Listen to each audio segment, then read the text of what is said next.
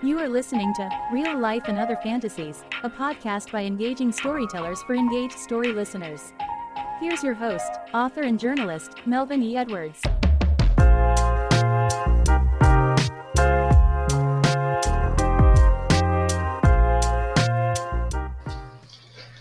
Hello, fellow storytellers, and welcome to this edition of Real Life and Other Fantasies.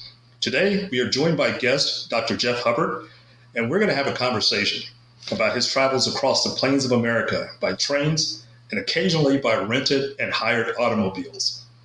We'll talk about baseball, pizza, music, anything else he wants to discuss. Doc, welcome to the show. Thank you very much. It's my pleasure to be here, Mel.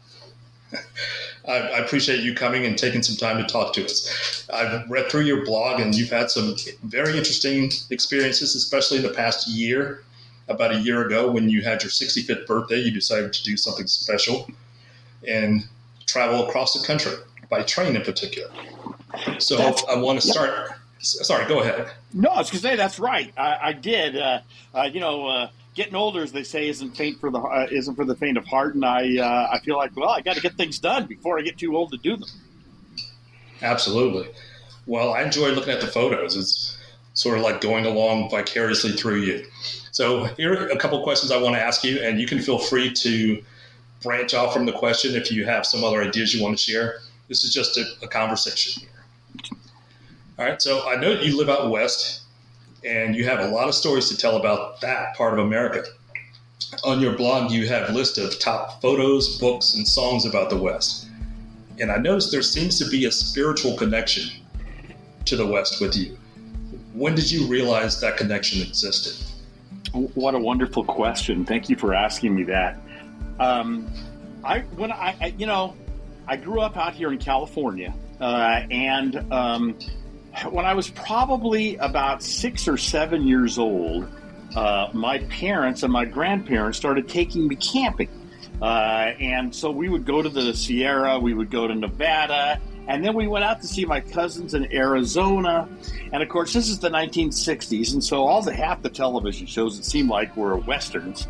And so there was some sort of mystery and mythology that kind of developed around in my young mind about the West. And as I grew older and then continued to go camping and backpacking, you're correct. Your description of it being somewhat spiritual is precise. I found great peace and comfort in nature and being outdoors, and in particular in the deserts and plains and mountains of the West. It is, as you know, a little less populated than maybe the East. And so I was able to really experience some wonder, really, my entire life, and awe out here in the West. And so it has continued to grow in terms of my mind and how much I loved it. And then when I retired, I thought, I'm going to get out there and really experience it the way I've wanted to. And I retired several years back now, and I've been able to do that very thing. All right, tell us a little bit about what you did before retirement. Yeah, so I was a school administrator. I was an educator. I started being a high school teacher. Then I became an elementary school principal. I was a college professor. I taught at University of Redlands out here in California, University of Southern California. I went into the district office, became a personnel guy for about 10 years, ended up becoming a superintendent, but I always missed the classroom. The classroom was my favorite place to be, and when I think back on my years in education, I always think back on those years in the classroom. If I miss any part of it, that's the part that I miss. But I'm going to be candid with the politics and all the rest that's going on in the world of education these days. I'm grateful to be retired. So you're just enjoying the sights and listening to a lot of good music, eating lots of good food. That's it. You got it. Yeah, I've gained about 30 pounds since I retired, so I'm trying to work on that all the time. All right, so one of the things I noticed on your blog was a list of 225 songs about the West. First, I thought that was an odd number, and I'll get to how you came to that number. But the number one song on your list was the Ballad of Easy Rider by the Byrds. And the number 225 song was California Earthquake by Sam Bush. So my question for you regarding this list is, how did you go about compiling the list, and then how did you place them in the order you did? Well, it's not very scientific, really. First of all, when I was young, my parents had an album by Marty Robbins, and it was called Gunfighter Ballads, and it had a lot of these kind of Western songs, and then of course Johnny Cash was another Western guy my parents listened to, so that kind of developed my interest in music about the West. And when I retired and I started traveling, I would make road trip playlists that would include songs from the West, and road songs. So I developed a list of them, and they really are in no particular order. I hate to sound like there was some scientific method here. They really are. In fact, the reason Sam Bush is probably the last one is because that's the last cool song that I heard about the West, and so I put it on the list. It's a growing list. It started off with 50, then it went to 100, then I'd hear some more and I'd add some more. So I try to do it in increments of 5 when I hear them. So I've got a couple more here ready to go on the list, but I'm going to wait until I get to 5 or 10 before I add them onto the blog.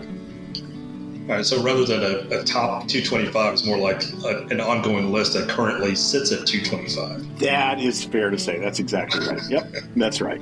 And they're great songs. I mean, I think there's a lot of cool songs there, and I've had musicians tell me they've looked at that list and had, there's some really obviously very famous songs, but there's some songs that are a little more arcane, and I think that people will appreciate as well.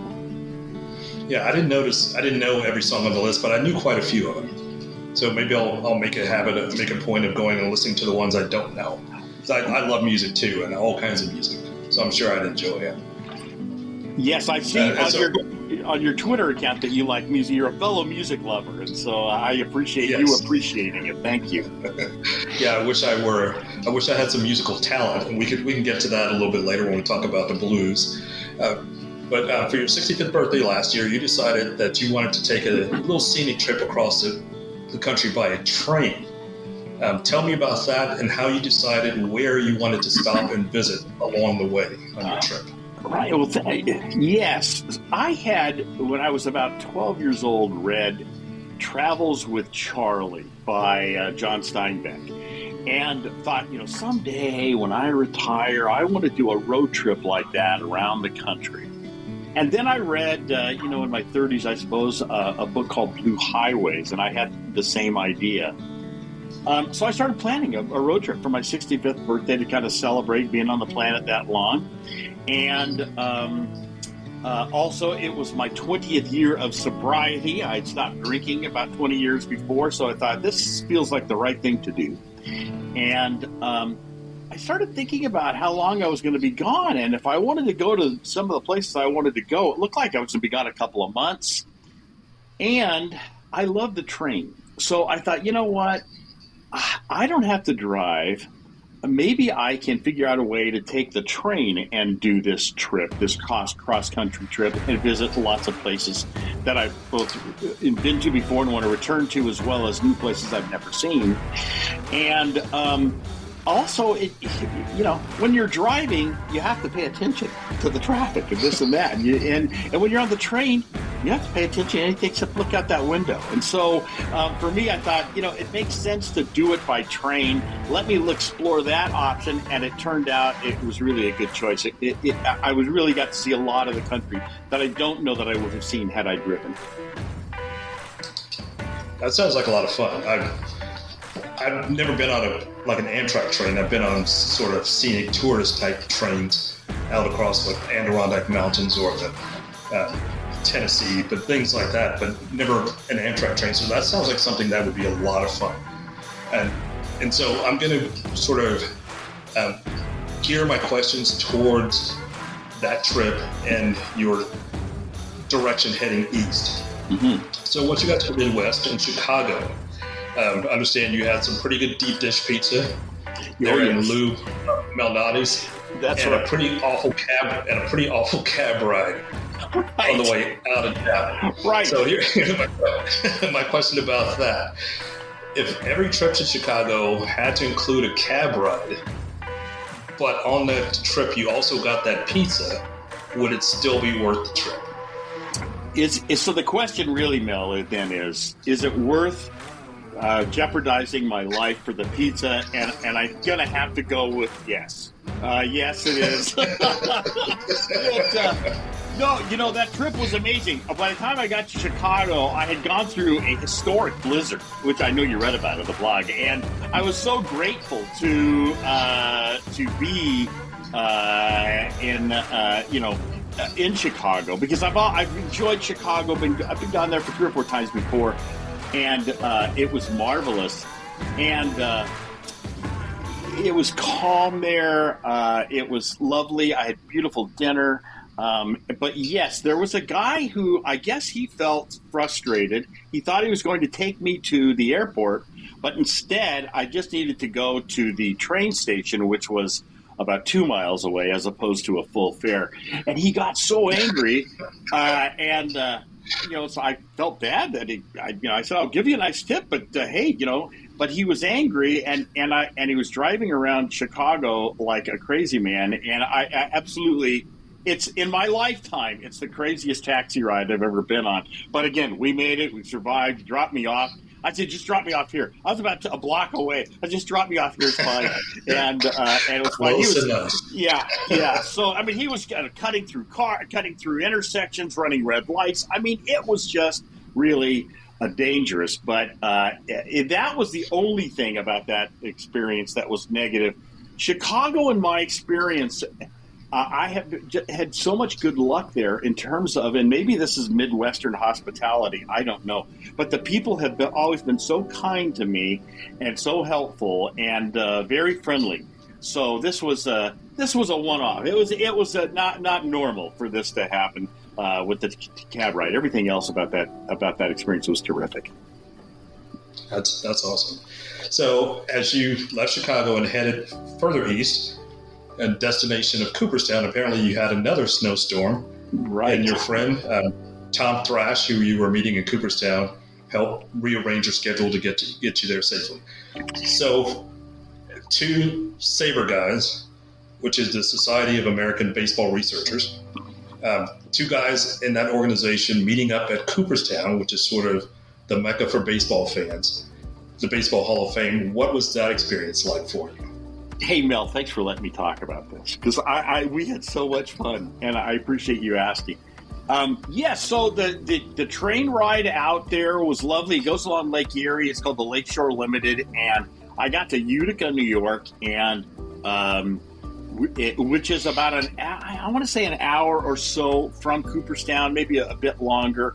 And I was going to rent a car, but I woke up in the morning and I was supposed to go over there and to a red thing on my phone, a red alert, a weather alert that said a snowstorm was approaching. And I thought, oh no, I had been through that on my through Montana through the High Line. So I called my friend Tom, who was going to meet me at Cooperstown, and he was going to actually stay out there in a hotel as well.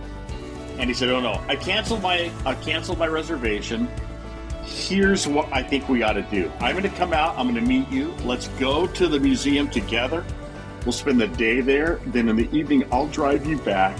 And he lives in the Hudson Valley in New York. So he knows all of this. I was really lucky. He was such a wonderful guide. And not only that, he knew that if the weather was bad in Cooperstown, that it would be fine where he was going to take me, which ended up being Poughkeepsie. Now, I'd never been to Poughkeepsie before, but I was grateful to end up in Poughkeepsie.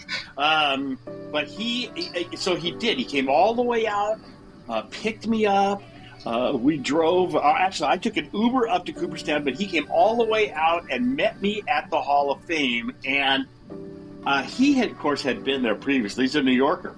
I had never been there and wanted to go my entire life since I was a young man, and it was Shangri-La for me as a baseball fan. It was just absolutely delightful. Every minute I spent in there was great. I bought a T-shirt on my way out, and the lady said, "So, are you staying here in Cooperstown?" And I said, "No, I'm not." She said, "Oh, good. You know, there's going to be 2 feet of snow tonight." And I said, "Okay." So we finished our day.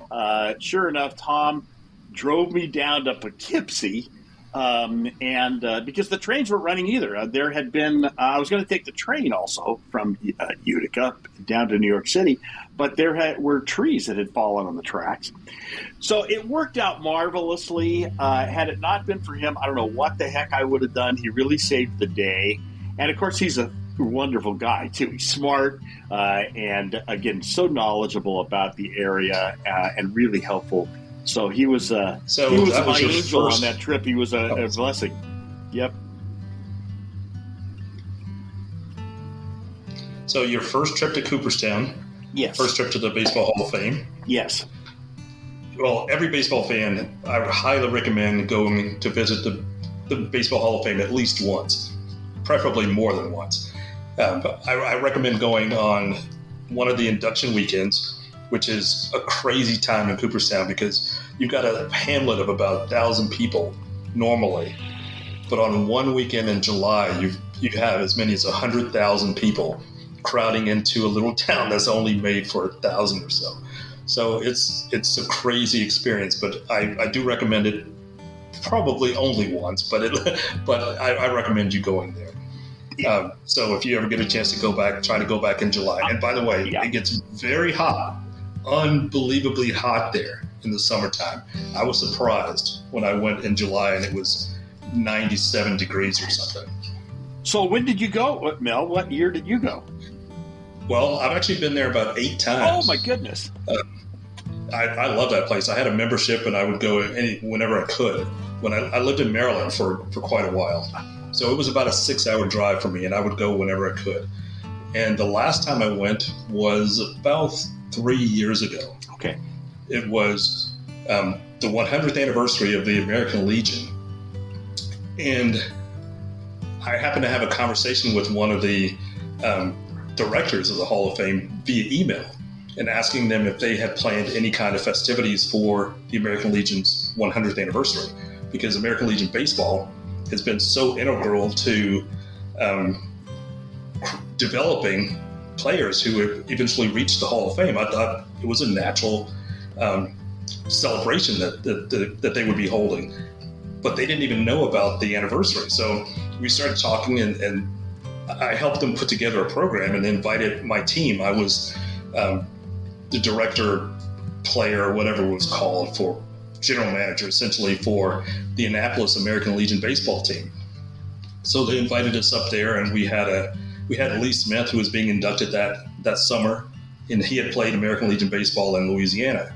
So he was the guest speaker, and we just had a weekend of celebrating the American Legion baseball and the Major League Baseball and the Hall of Fame collaboration is the word I'm trying to find.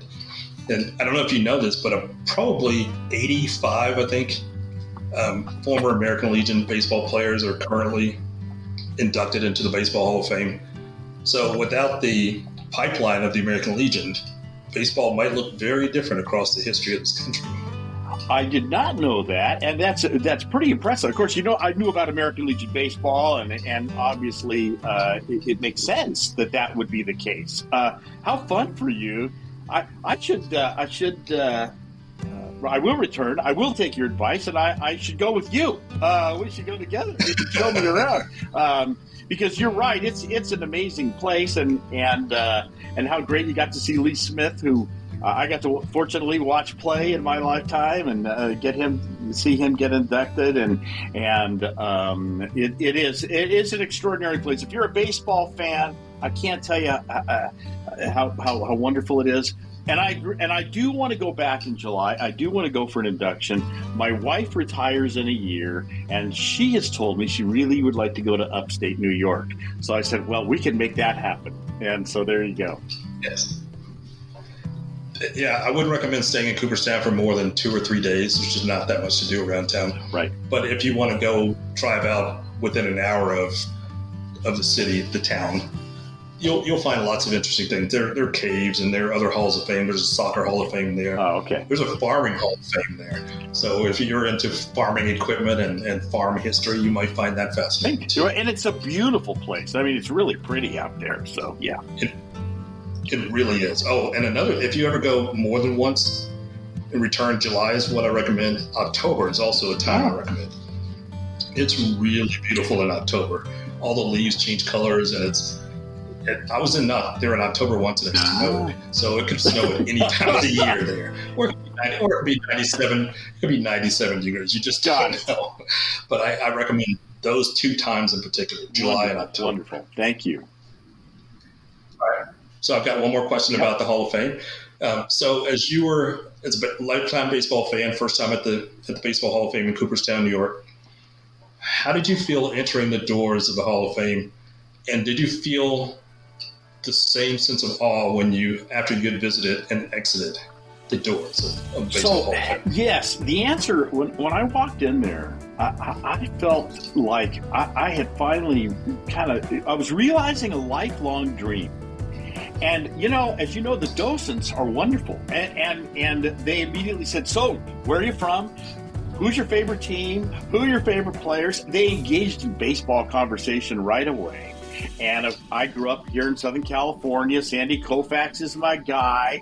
And Maury Wills, who should be in the Hall of Fame. That's a whole other story in my view. But at any rate, they said, well, look, Sandy's plaque is downstairs, but here's how we recommend you go about doing the visit. We're here to help in any way. And it was just one wonderful experience after another. And getting down to the plaque room, Mel, as you know, there is something. You think it's just a room full of plaques, and well, what the heck? How interesting could that be? I can't describe it to you how absolutely fascinating and awe-inspiring it was for me. And I remembered Tom Seaver. Tom Seaver said he used to go there and he would close his eyes and rub his hand along his plaque just to make sure it was real. And it feels that way. Every one of the plaques is impressive.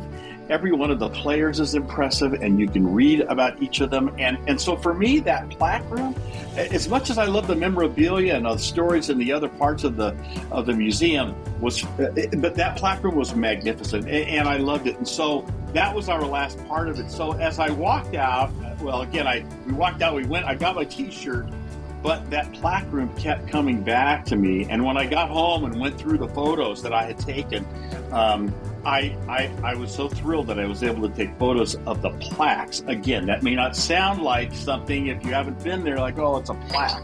But no, they are magnificent. As you know, they're special to the players as well as to all of us fans. So that was a great experience.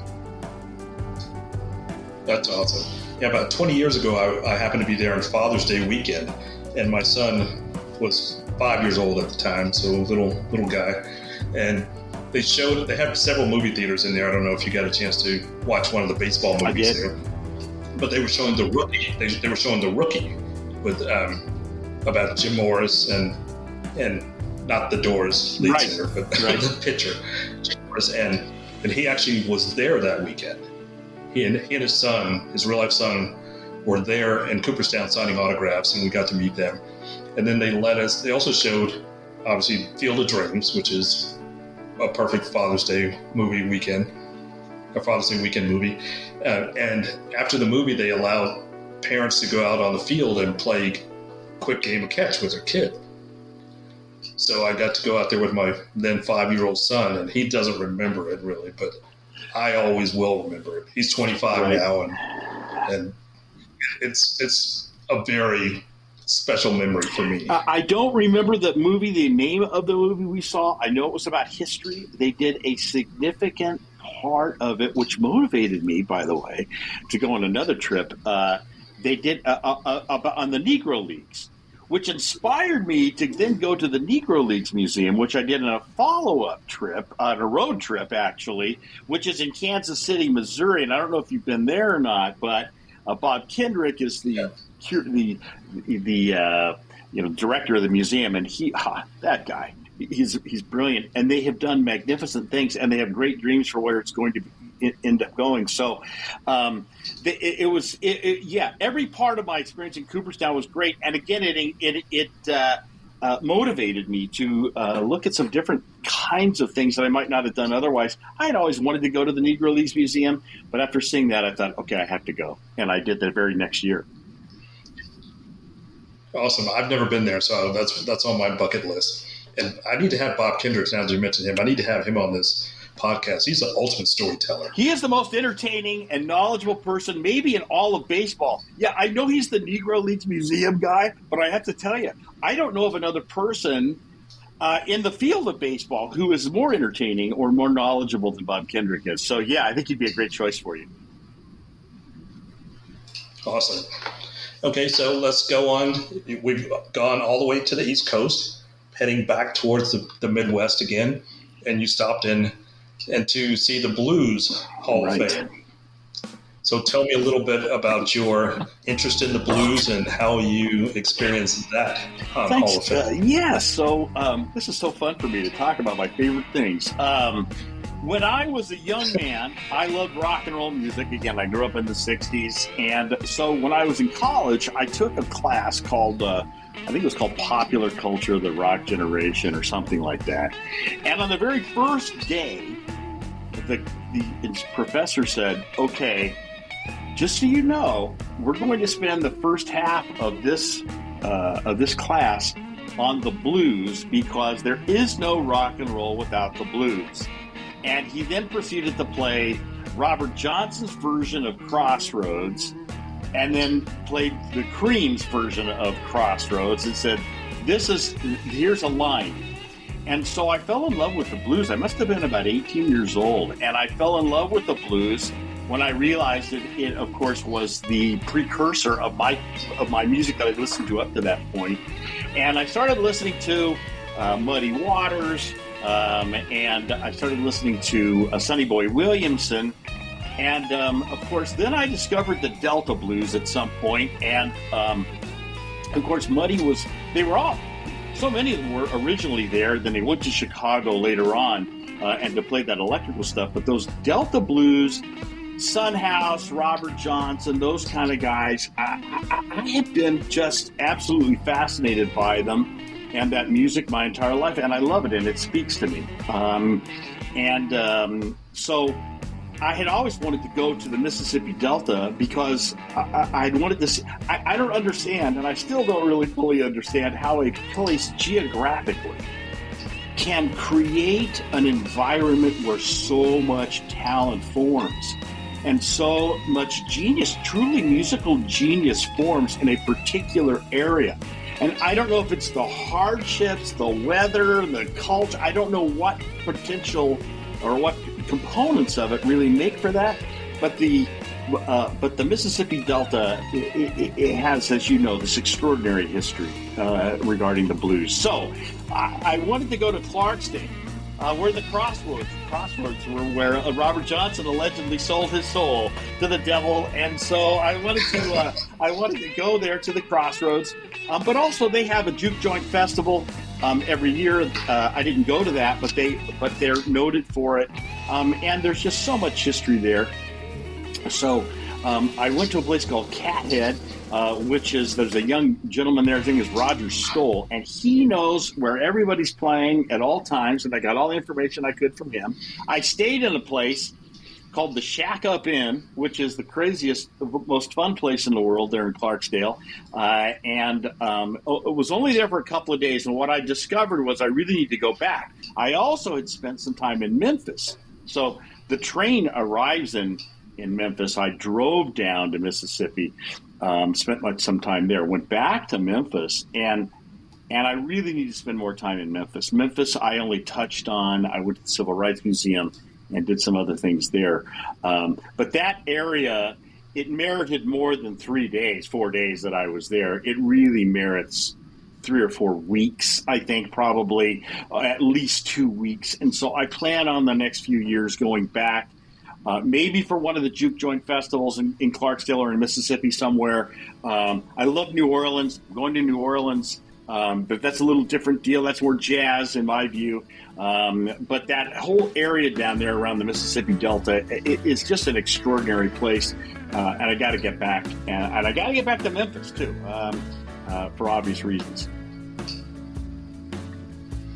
I'm hoping to get a chance to go to Muscle Shoals, Alabama in September. Yes. There's I think it's the 60th anniversary of the Swampers and the music company there. Actually become friends via Twitter with the son of the man who started the record company. Wow, that's great. So I'll have to send you his information once we're off here. And I'm looking forward to that.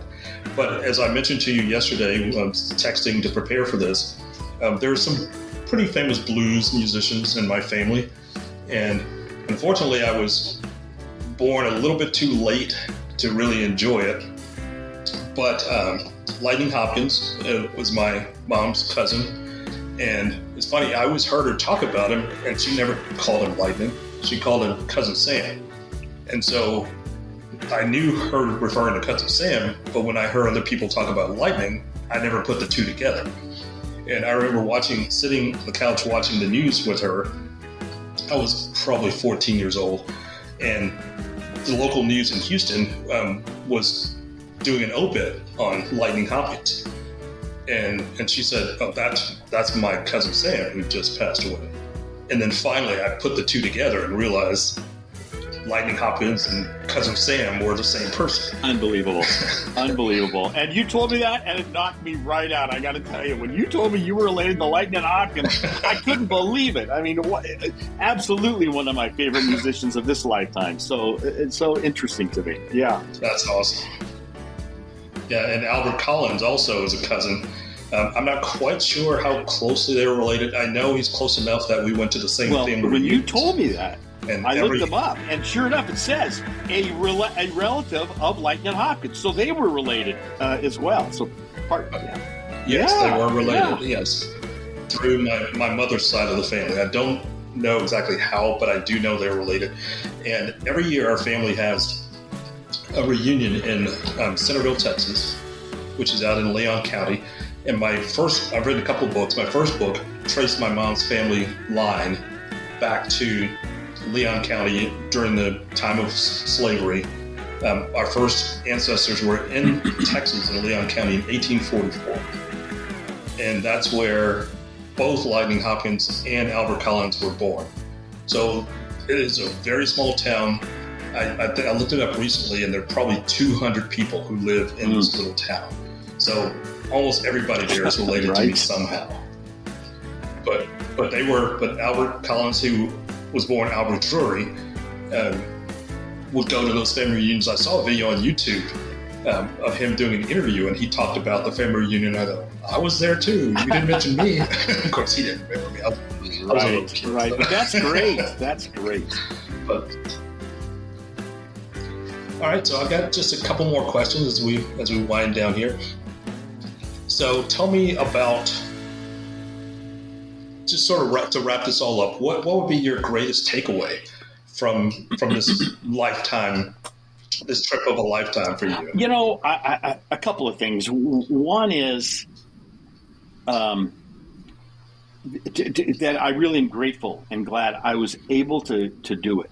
That I was able to see these places that I'd only dreamed of and thought about my whole life. One of the things that you had mentioned was to ask me some things that, maybe were unexpected. And one of the things that was very surprising to me was, in my mind as a California guy, you have envisioned places, Mississippi, a state sweltering in injustice, as MLK said, or Alabama. And I had been to Texas recently, but I spent a little time in Georgia, but not much. But I'd never really spent any time in the Deep South. And of course, I love the West, so I thought, well, it can't be as pretty. And so one of the things that I found was that my stereotypes that I had in my head, this is what travel does for us, really, were wrong. They were wrong. And in fact, these are beautiful places. I mean, I'm talking about the land is absolutely gorgeous. There's such pretty places going through Alabama and Mississippi and Louisiana, of course, and Texas. And so for me, that was a huge part of it. And so there again, I also got to breathe in that Delta breeze, which I had wanted to do. And so it felt also on this trip as if I was actually living my dreams, that I had these dreams for 60 years in my life. And here I was absolutely right there in the middle of it. And there was something so gratifying and fulfilling about that. And I have such gratitude around being able to go on such a marvelous trip. And I hope, I will do lots of travel. I'm not done. But to be able to see those things and spend as much time as I did was an extraordinary experience. And obviously I'll never forget it. Well, that's awesome, and I appreciate you coming on and sharing those stories with me. Maybe after you've taken a few more trips, we'll catch up again, and you can tell me some more stories and share some more photos on your blog. I'd be more than happy to do that. I'm excited for what you're doing here, Mel. I love the notion of just having conversations the way that you want to do, and I think it's something that will really be marvelous for the podcasting world. I think that's great. You bet. I appreciate it. Thanks a lot. And thank you, Doc, for joining me today and sharing your fascinating stories. And I'll be checking out your post on Twitter and sort of living some of your Western dreams through the internet via your blog and other avenues. So thanks again for being here and being a guest. I really enjoyed it. I hope we can continue to have a conversation offline. And I will look forward to maybe buying you lunch one day out in Texas. I look forward to that. That sounds great. Thanks a lot, and I'll talk to you again soon.